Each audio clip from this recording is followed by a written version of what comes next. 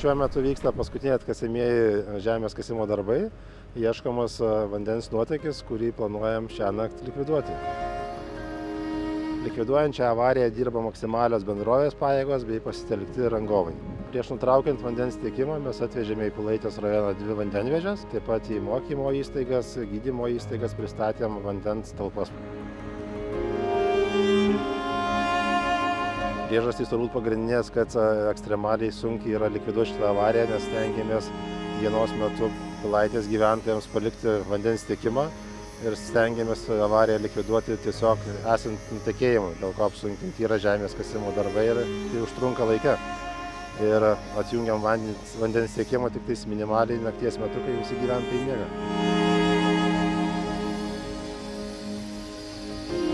Priežastį tirsim tikriausiai vėliau. Dabar mums svarbiausia yra suremontuoti ir atstatyti vandens tiekimą.